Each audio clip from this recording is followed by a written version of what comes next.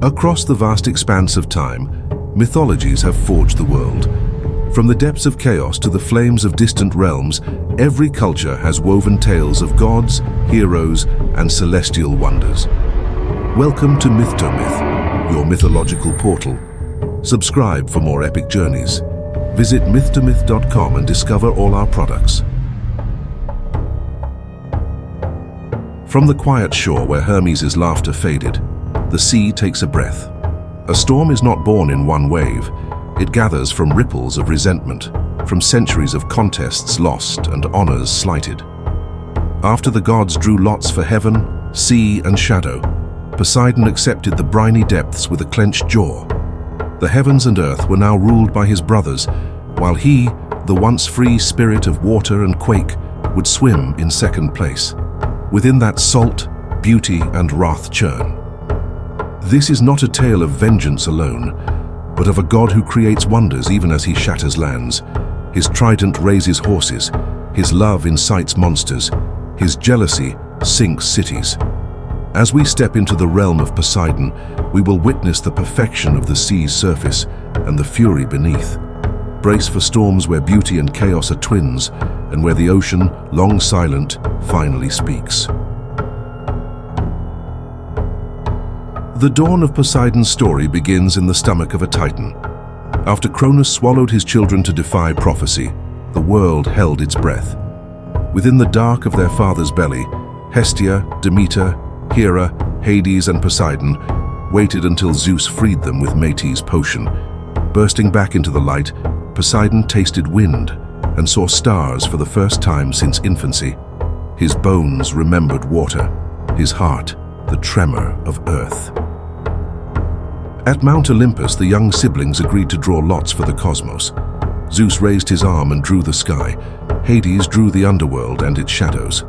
Poseidon's hand closed around the seas.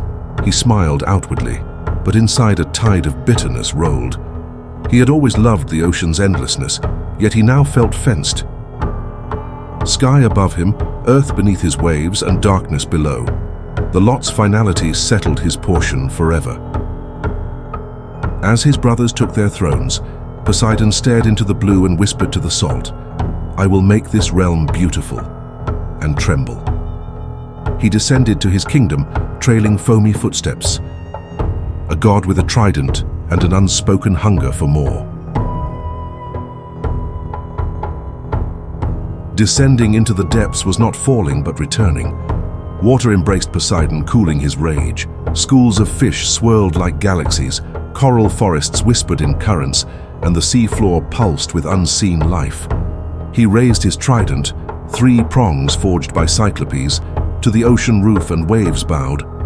Here he would be Enosigaios, Earthshaker, Gaeochos, Sustainer of Land, Hippios, Lord of Horses. Each epithet carried the weight of possibility and danger. Near the entrance of a deep grotto stood Nereus, the old man of the sea, his hair like seaweed and his eyes full of ancient knowledge. Beside him lurked Proteus, shape-shifting shepherd of seals, melting in and out of form. "Greetings, Poseidon," Nereus rumbled. "The sea is yours, but the currents remember those before you."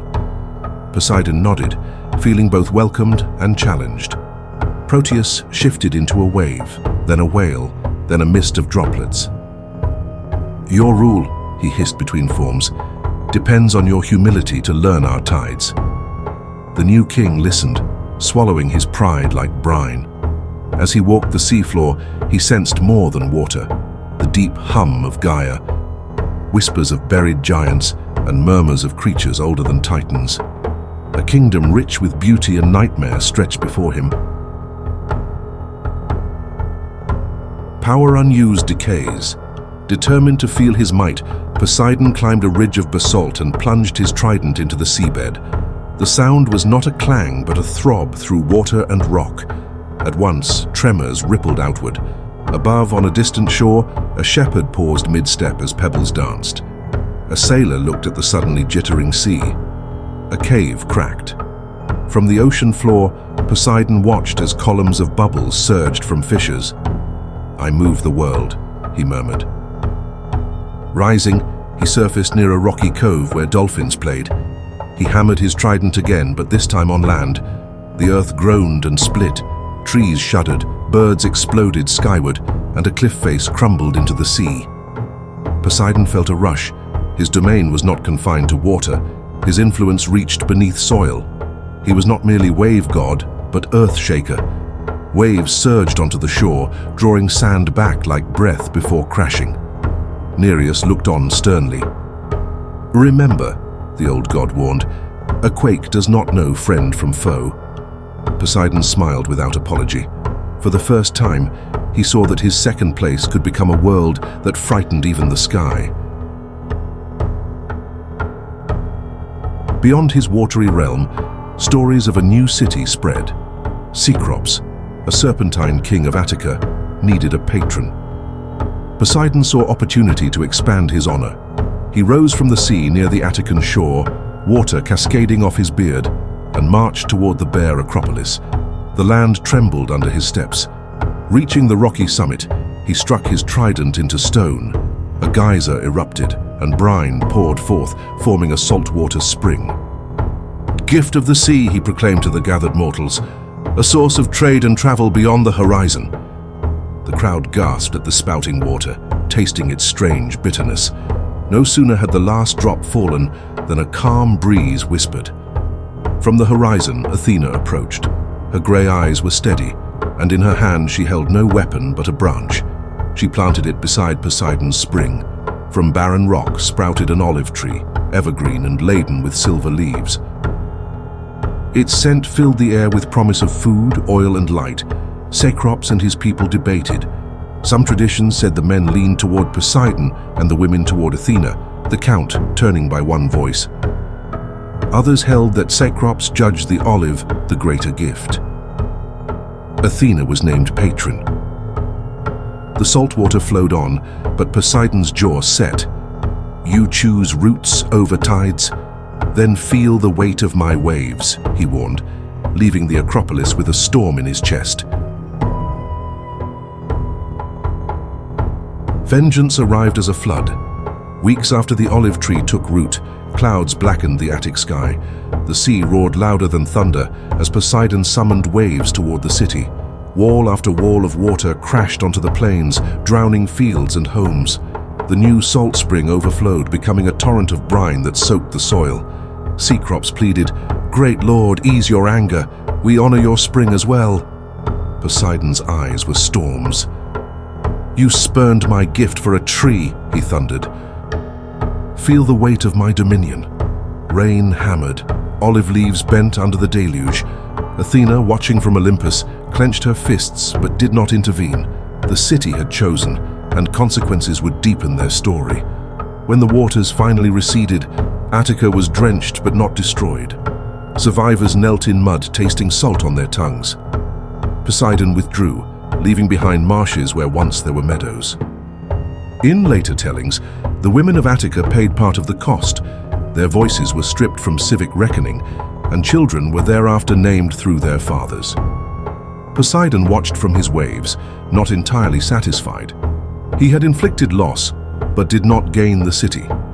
Still, a portion of his salt remained on the hilltop, whispering his presence between the roots of Athena's olive.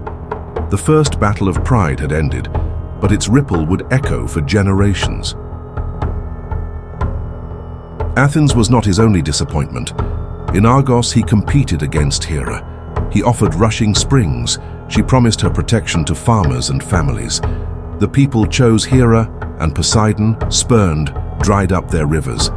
Argos pleaded with the goddess, and she restored the waters, but Poseidon carried the bitterness like sand in his sandals. In Corinth, he contested with Helios, the sun god. The Corinthian plateau was dry. The people needed a harbor and warmth. Poseidon promised a harbor at Lycaeum. Helios pledged golden light on Acrocorinth. The verdict split. The city gave Poseidon the isthmus and harbor, but awarded its Acropolis to the sun. Helios and Poseidon glared across the gulf, their rival domains separated by a narrow strip of stone. Each slight deepened the bruise, yet there was one glimmer of joy. Off the coast of Caria rose Rhodes, golden under Helios, yet touched by Poseidon too through Rhode. his daughter by Helike. Its sands were golden, its hills green. Poseidon watched as Helios shone upon it, but instead of anger he felt a rare smile, an island born of sea and sun, a momentary alliance in the endless tug of war. He tucked this small victory in his heart as storms brewed elsewhere. Still stinging from civic slights, Poseidon sought to prove his creative might beyond human politics. He stood upon an empty stretch of land and raised his trident high. In one swift, downward motion, he struck the earth. From the crack emerged not water nor quake, but a creature never before seen. Its neck arched proudly. Its mane shimmered like sea foam in sunlight. Muscles rippled beneath its hide. Hooves stamped the ground with thunderous grace. The horse shook its head and whinnied, a sound that echoed like waves breaking on cliffs. The gods who watched gasped. Zeus saw power harnessed. Hera saw an emblem of nobility. Athena glimpsed strategy. Poseidon approached the creature. "You shall be my gift to mortals and my mount over land," he murmured, hand on its muzzle. The horse's nostrils flared, catching the scent of salt and soil. Poseidon called him Scyphios in some traditions, the first of his kind. The god then created more horses, each a variation of his will, some swift as gusts, others strong as boulders. When he hitched them to his chariot, the animals carried him over waves as if galloping on water, uniting land and sea in one motion. The world had witnessed a miracle, not of destruction but of beauty and power intertwined. There was a darker creation. Demeter, goddess of harvest and gentle prosperity, once roamed Arcadia disguised as a mare, her coat the color of ripened grain, her spirit trembling with dread. She fled not from famine or mortal plea, but from Poseidon's relentless pursuit, for she wished no union born of force or pride. Poseidon saw through the disguise. Desire sparked through him like lightning over a churning sea. He transformed into a towering stallion, black as a storm-torn midnight, hooves striking thunder from the ground. He charged, and though Demeter galloped across windswept plains, his pursuit was merciless. The earth quaked when he caught her. From that violent union, a marvel and a sorrow were born, Areion. A horse of immortal lineage, swift as a god's thought, gifted with a voice that spoke as men do, destined one day to carry kings and warriors into legend. But Demeter did not rejoice. Ashamed and furious, she fled to the cavern of Onchaon to purify herself. Her anguish clouded the world around her, casting only a small shadow of chill upon nearby fields, yet not the great famine that someday would starve the earth. That deeper suffering, the abduction of her daughter Persephone, still lurked ahead, waiting like a buried grief poised to break the world. In this moment, the pain was personal. The land shivered in sympathy, but crops did not yet fail. Poseidon beheld Areion and saw a testament to his power, a creature of breathtaking skill and speed. Yet even in triumph, the sea god heard the low groan of the earth, echoing Demeter's rage. Beauty wrestled with violation. Immortality was born from fear. Areion's first whinny rang across the plain, and the earth kept Demeter's grief in silence. With horses now under his command, Poseidon fashioned a chariot of shells and coral, braced with whale bones and adorned with pearls. He yoked 4 of his finest steeds, Xanthos and Balius among them, which would later become the immortal horses of Achilles. Mounting the chariot, he drove it across the waves.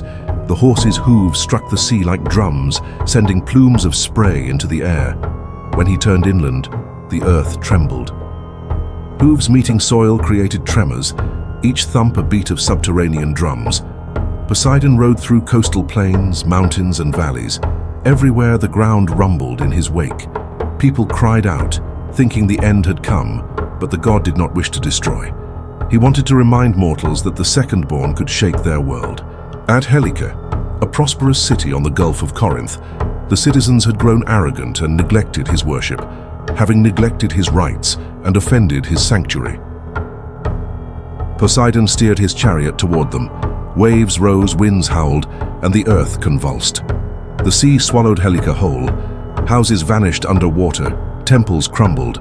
Only the bronze Poseidon statue remained visible beneath the waves, glinting eerily.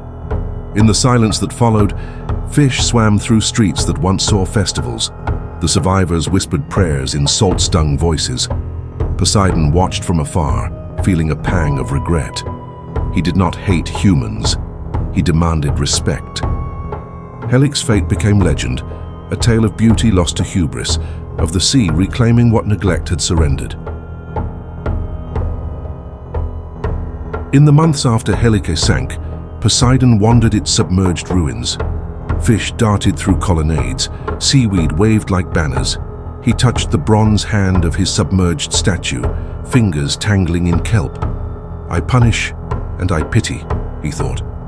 He remembered the joy of creating horses and the wrath of floods. His domain was a paradox. He could cradle sailors gently or drown entire cities. He could raise coral palaces or crack mountains. Turning from the ruins, he swam deep, where no light reached.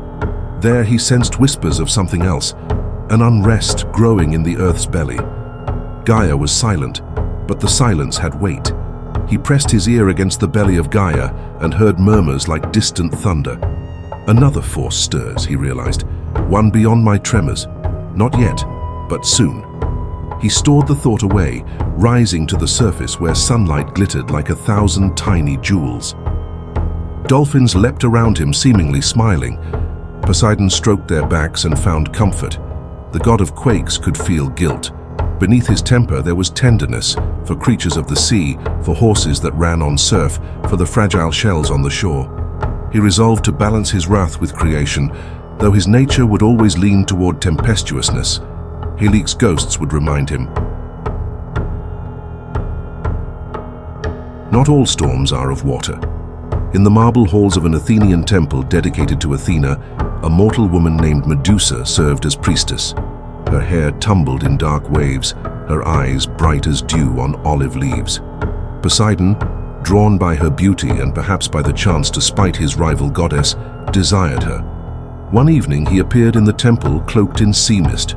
Medusa, startled by the scent of brine, looked up to see the god towering above her. Some later tellings say she yielded. Others say he took her by force.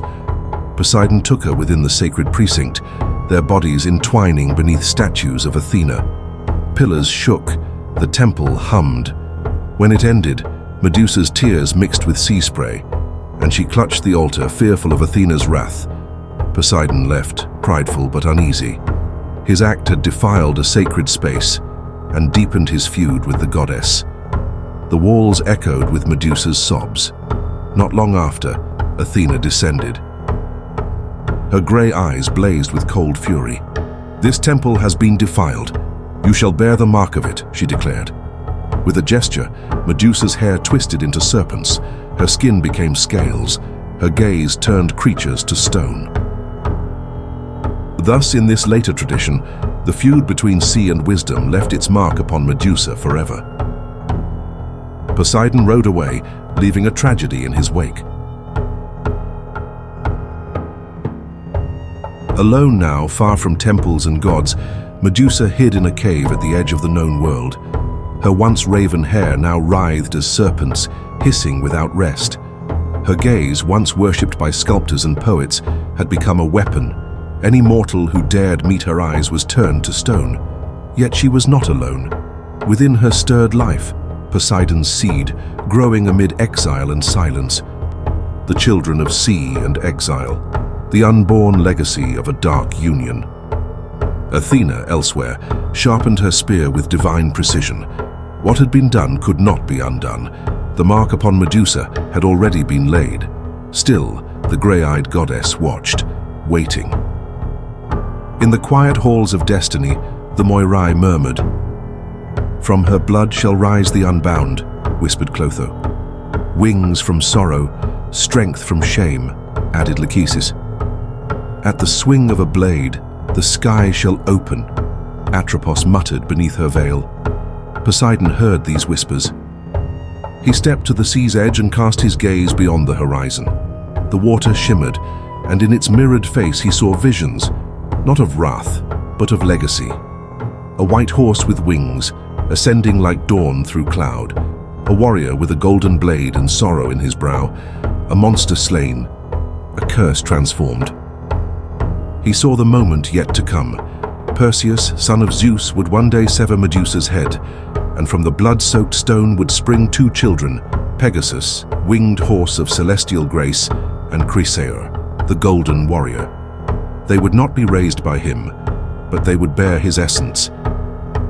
Pegasus would soar, freed from both land and sea, and one day become the Mount of Bellerophon, born of the mortal King Glaucus, but whispered to be Poseidon's own son, a claim given weight when he alone tamed the untamable steed. Chrysaor would father Areion, the triple-bodied herdsman who would one day fall to Heracles. Blood flowed into blood. Myths gave birth to myths. Poseidon smiled, not with joy, but with grim certainty. Even where the sky denied him, his legacy would rise. My blood will take to the air, he thought. Let Olympus look up and remember who I am. And across the sea thunder rumbled, not from Zeus above, but from within the tide itself. Poseidon retreated to a cove fringed with sea caves and let waves lap gently at his ankles. Images of his unborn children, Pegasus and Chrysaor, played in his mind. He imagined the white colt's wings unfurling like sails and his golden son's sword glinting like sunlight on water.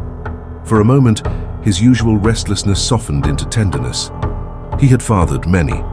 Triton with his conch horn, Polyphemus the Cyclopean shepherd, Peleus and Nereus, twins destined to fight over Iolcus, the immortal horse Areion, and the monstrous Charybdis. Some he loved, others he barely acknowledged, but each was a part of him. He wondered if Pegasus would know him, if Chrysaor would visit his sea. Would they call him father? He sighed, realizing that divine parenthood often meant watching children from afar, unable to guide them down their tumultuous paths. His eyes traveled across the horizon to the olive-crowned hill. He thought of Athens, of the olive tree he had tried to uproot with his floods. He smiled wryly. Even gods learn patience. Turning back to the waves, he let his fingers drag through the foam. So many children, so many storms, he whispered. May they all know the thrill of creation and the weight of consequence. The tide rose, washing over his knees as if offering a silent answer. In the depths of the sea lived Thetis, a nereid of unmatched grace, her hair billowing in aqua-green waves, her eyes reflecting sunlight filtered through water. Poseidon desired her, drawn by her beauty and the thought of uniting his power with her gentle fluidity. He approached her with the confidence of a god, trident glowing. Thetis dipped her head respectfully. Yet before Poseidon could speak, an old prophecy remembered from Prometheus warned that Thetis was destined to bear a son greater than his father. Should a god claim her, that child might one day overthrow the sire who fathered him. Poseidon halted. He remembered the prophecy that had driven Cronus to eat his children and the one that threatened Zeus. Did he dare risk repeating his father's folly? He studied Thetis's serene face, considering the weight of a potential supplanter. Zeus, too, lusted after Thetis, but had already agreed to let her marry the mortal Peleus to avoid the prophecy's fulfillment. With a deep breath, Poseidon stepped back. "Forgive my pursuit," he said. "Your destiny lies elsewhere." Thetis, relieved and perhaps sad, thanked him. She would later bear Achilles, greatest among the Achaeans. Poseidon turned away, feeling an unfamiliar sensation, restraint. For once, he yielded to prophecy rather than challenge it. If not Thetis, then another. Poseidon's gaze soon fell on Amphitrite, daughter of Nereus, whose laughter rang like tinkling shells. She danced among dolphins, her turquoise hair trailing along currents. When Poseidon proposed, she fled, either frightened or unwilling to be tied to a god known for storms. She hid in the farthest reaches of the ocean, among coral labyrinths and beings that cast blue fire. Poseidon searched tirelessly, his anger simmering. He sent fish to scan crevices, whales to echo her name, but it was a mere dolphin that succeeded. Delphino, wise and playful, found Amphitrite trembling inside a cave lit by blue fire.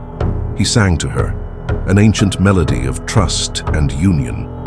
He spoke of Poseidon's complexity, his temper and tenderness, his creativity and chaos. Slowly, Amphitrite emerged, drawn by the dolphin's sincerity. Delphino guided her back to Poseidon. The sea god looked at her, his eyes reflecting all the storms he contained and the calm lagoons he seldom showed. Amphitrite saw in him not just a tempest, but a partner who needed balance. She placed her hand on his. "I will stand beside you," she said softly. In gratitude, Poseidon placed the dolphin in the sky as the constellation Delphinus. Stars traced Delphino's graceful curve, glowing each night as a testament to loyalty. Her god known for shaking the earth had been calmed by a creature known for play. This was love tempered by patience. The wedding of Poseidon and Amphitrite was not a feast of Olympus, but a ceremony woven into currents. At the sea's deepest point, coral towers were draped with seaweed garlands and shimmering pearls. Nereus gave away his daughter with a solemn nod. Doris, mother of Nereids, wept tears that turned into luminous anemones. Sea spirits blew conches that sent vibrations through the ocean. Gods and creatures gathered. Dolphins leapt, octopuses unfurled their arms. Even sharks swam circles in respectful arcs. Amphitrite wore a crown of living coral intertwined with sea flowers. Poseidon, for once, set aside his trident, holding instead a rope made of golden seaweed, symbolizing union. The pair exchanged vows not in mortal words but in currents and tides. They promised to stand together through storms and still waters. Above them, waves quieted as if listening. Zeus and Hera sent blessings through lightning that tickled the sea's surface. As the ceremony concluded, Poseidon lifted Amphitrite onto his chariot, and the horse's hooves beat out a rhythm across the waves. The sea roared in applause. This marriage was more than a union of two. It was the calming of a restless heart. Amphitrite's presence would not quell every tempest, but she would soften many. Their first act as partners was to place Delphinus among the stars, a permanent reminder that even gods listen to dolphins. Soon after their union, Amphitrite learned the weight of being the sea god's consort. There was a beautiful sea nymph named Scylla, who charmed sailors with her voice and Poseidon with her grace. Some say Poseidon merely admired her. Others whisper he desired more. Amphitrite's heart churned with jealousy. Love had calmed her husband, but not eliminated his wandering eye. Unable to punish Poseidon without destabilizing the sea, Amphitrite sought a different outlet. She visited a hidden glade where sea witches, some say Circe, others a lesser sorceress, crafted potions. From them she acquired a vial of magic herbs that could warp nature. Under the cover of night, she poured the concoction into the pool where Scylla bathed. As Scylla swam, her limbs tingled. First, her waist sprouted snarling canine heads, then her lower body fused into a grotesque mass of 6 serpentine dogs, each with jaws dripping foam. She rose from the water screaming, transformed into a monster fit to guard straits. Scylla fled to a cliff opposite Charybdis, where she would forever snap at sailors. Amphitrite returned home, neither triumphant nor guilty. She had protected her marriage at the cost of creating a terror. Poseidon saw Scylla's new form from afar. His eyes darkened, yet he did not undo the curse. Perhaps, he thought, this monster could serve a purpose, challenging heroes and testing their courage. Love and wrath had birthed a sea hazard that would haunt Odysseus centuries later. While jealousy birthed Scylla, another terror rose not from envy but from expansion. She was Charybdis, daughter of Poseidon and Gaia, a spirit born of tides and hunger. Once, she had been a radiant nymph, hair like wet obsidian, laughter echoing with the joy of storms. She served her father faithfully, swelling the seas, flooding shores, claiming land inch by inch in Poseidon's name. In ancient days, Whether during the great wars against the Titans or in the contests for dominion that followed, the monstrous Charybdis flooded lands to expand her father's realm. Enraged by this violation of cosmic boundaries, Zeus struck her down. Lightning cleaved the sky. The seas split open. Charybdis was hurled into the deep, her body bound beneath a jagged rock in the Strait of Messina. There, her hunger twisted into monstrosity. She became a living whirlpool, a maw in the sea.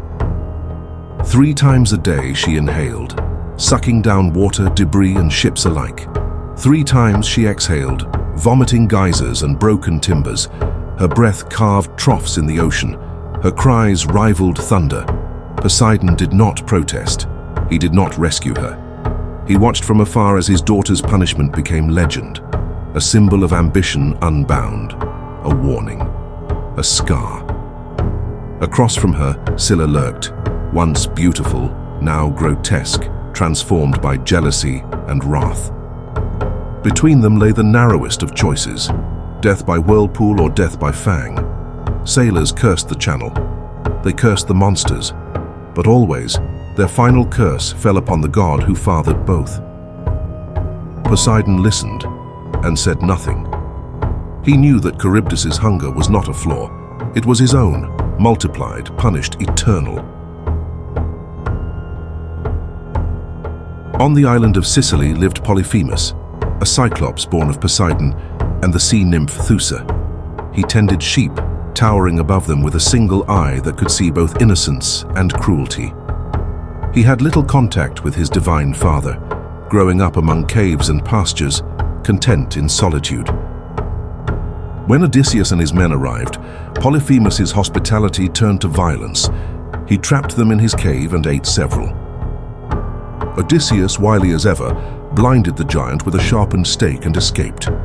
As Odysseus sailed away, Polyphemus stood on the shore, blood streaming from his eye socket, hurling boulders blindly. He raised his arms to the sky and cried, "Father Poseidon, avenge me!" The sea god heard his son's wail. Waves crashed in sympathy. Poseidon's anger rekindled. Though Odysseus was favored by Athena, Poseidon vowed to make his journey home a torment. He sent storms and diverted winds, lengthening the hero's voyage by years.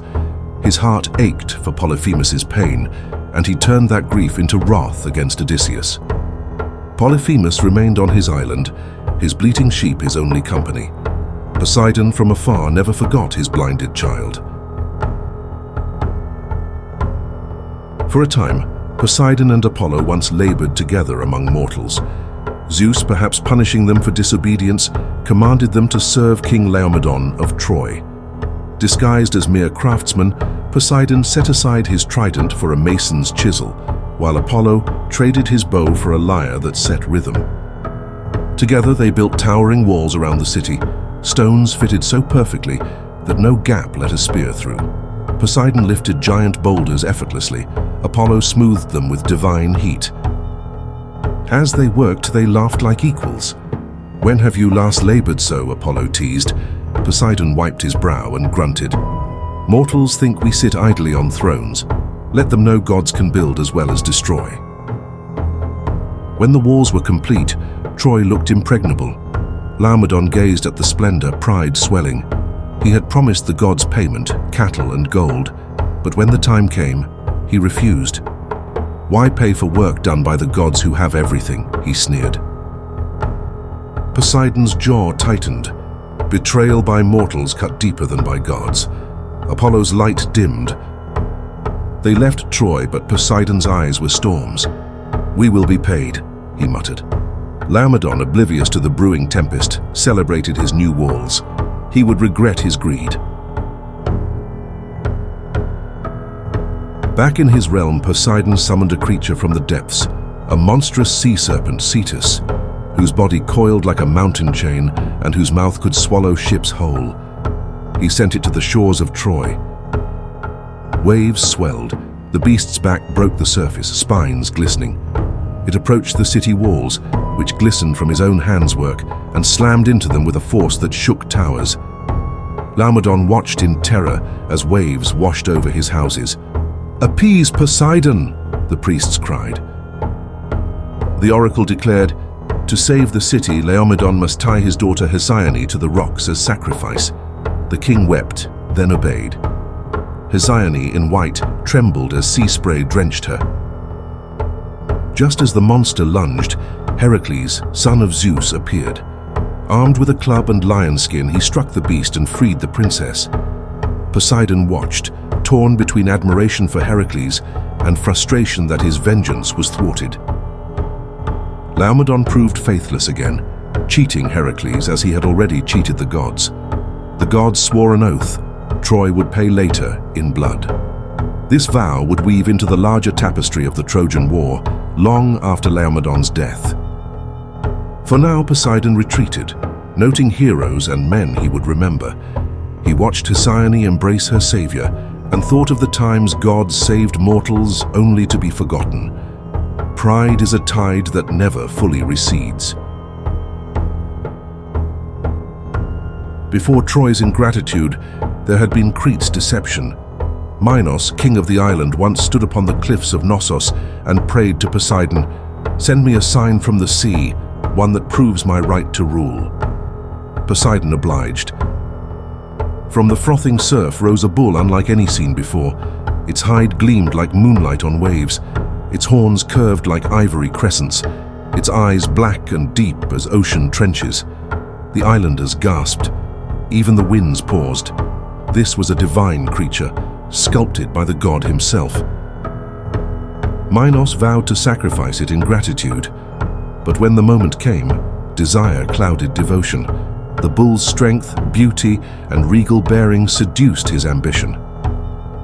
"This one I will keep," he whispered, choosing instead to offer a common beast in its place. Poseidon watched. His teeth ground coral. His eyes darkened with insult. With a breath he stirred the mind of the bull, tamed spirit unraveling into chaos. The creature's fury ignited, it shattered gates, gored oxen, trampled vineyards, and roared like a wave crashing through stone. Its hooves split earth. Its breath steamed like volcanic vents. Crete trembled. But the punishment did not end there. Pasiphae, Minos' queen and daughter of Helios, was seized by a god-driven madness sent by Poseidon. As punishment for her husband's deceit, she was seized by a monstrous desire for the very bull he refused to sacrifice. What followed was an abomination no hymn dared name. From that unnatural union came the Minotaur, half man, half beast. Its hunger could not be sated. Its howls echoed through Daedalus's twisted corridors, built to imprison horror. Minos, shamed and enraged, buried the evidence beneath stone and silence. Poseidon's gift had been clear. Minos' refusal had twisted it. The Cretan bull, still maddened, was later subdued by Heracles, one of 12 impossible labors. Released again, it rampaged through Marathon, only to meet its end at the hands of Theseus. A simple vow, broken, had birthed a lineage of monsters. And Poseidon, seated upon his seaborne throne, learned once more that mortals rarely understand the price of promises broken, especially when made to gods. Poseidon's lineage spilled into human dynasties. With Tyro, daughter of Salmoneus, he fathered twin sons, Peleus and Neleus. Tyro had been in love with the river god Enipeus. Poseidon disguised himself as the river and lay with her. When the twins were born, Tyro exposed them on a mountaintop out of shame. A mare found them and nursed them until shepherds rescued them. Peleus grew ruthless, usurping the throne of Iolcus. Neleus became king of Pylos. Their destinies would tangle with Jason and Heracles. Through Chione, Poseidon begot Eumolpo, who would become a priest of the Eleusinian mysteries and whose descendants would guard Demeter's rights. When he was cast into the sea, Poseidon preserved him and sent him to Ethiopia to be raised. Through Eurynome and her husband Glaucus, not the sea god, Poseidon was in some traditions named as the father of Bellerophon, tamer of Pegasus.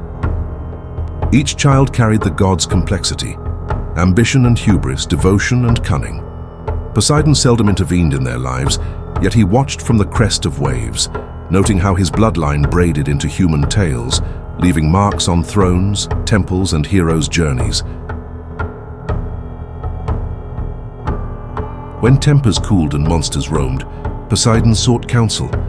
At the mouth of a giant clam he met Nereus, who sat on a throne of mother of pearl. "You churn too many storms," the old sea god chided, combing his seaweed beard. "Your anger births monsters that gnaw on your own heart." Poseidon frowned. "I create as well," he retorted, thinking of horses and the island of Rhode. Nereus nodded. "And that is your greatness, Enosigaios, but balance is a wave that crests and falls. Learn to ride it."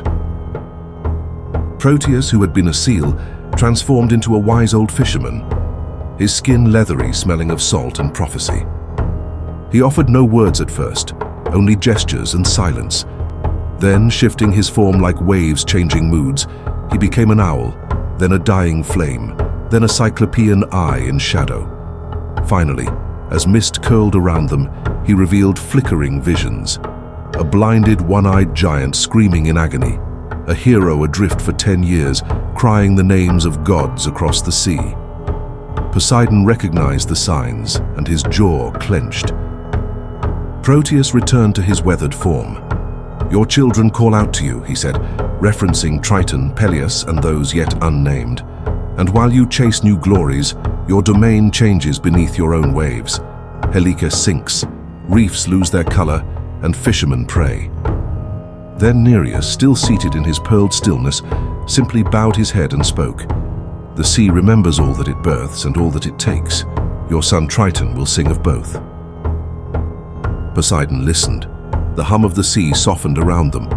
His trident did not pulse with fury, only thought. "Even gods must reflect," Nereus concluded. "Remember, the depths are deeper than your anger." The conversation left Poseidon pensive. He realized that power does not equate to wisdom. Counsel from elders matters. He promised to listen more, though promises are tides easily shifted. As he swam away, he felt a tremor in the Earth's crust. It was faint but distinct, like a heartbeat, a warning, a prophecy, a future storm already stirring. Poseidon returned to his underwater palace, rooms carved in coral and lit by algae of ethereal glow, and lay upon a bed of sponges. He closed his eyes, letting the ocean's heartbeat lull him. Yet he could not ignore the deeper rumble. Somewhere beneath the sea floor, far under the roots of mountains, something stirred. It was not his doing, it was older, heavier. Gaia, after the Titanomachy, had withdrawn into the earth, nursing grudges.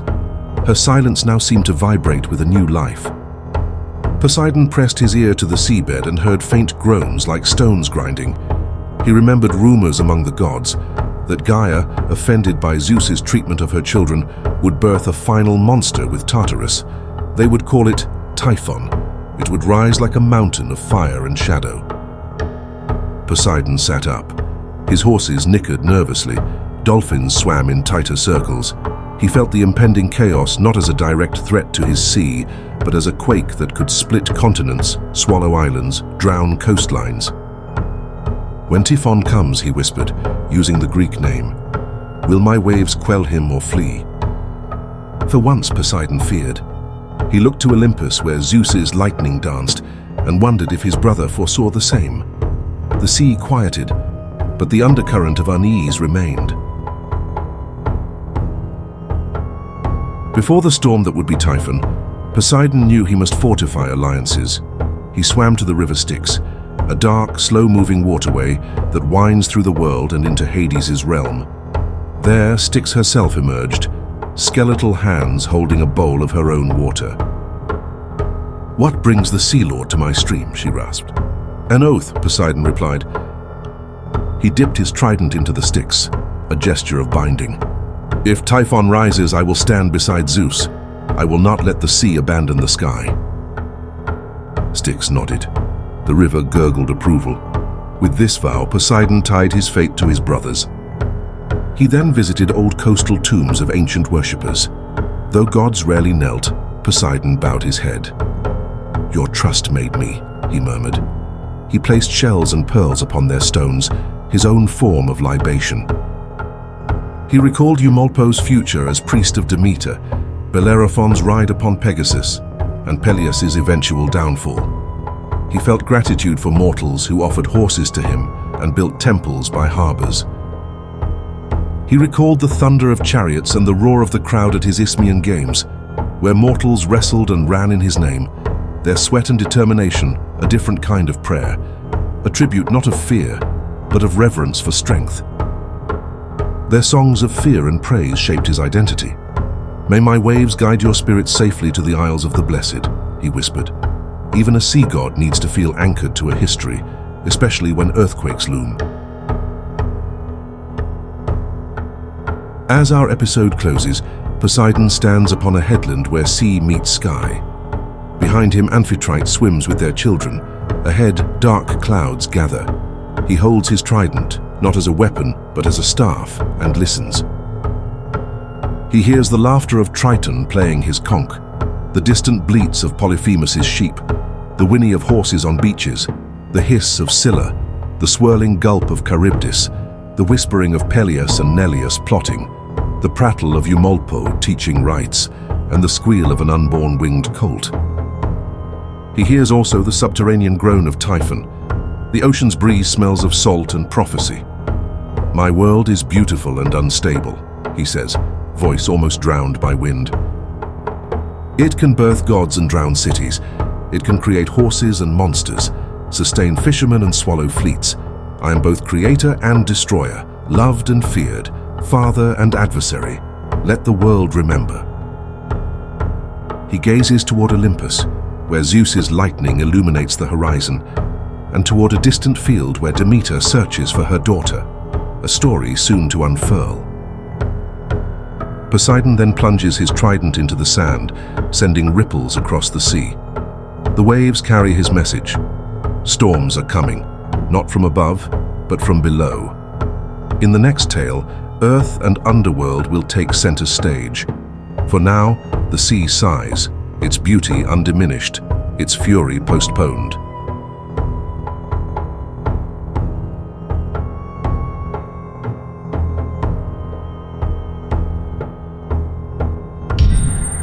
Subscribe for more epic journeys. Visit myth2myth.com and discover all our products.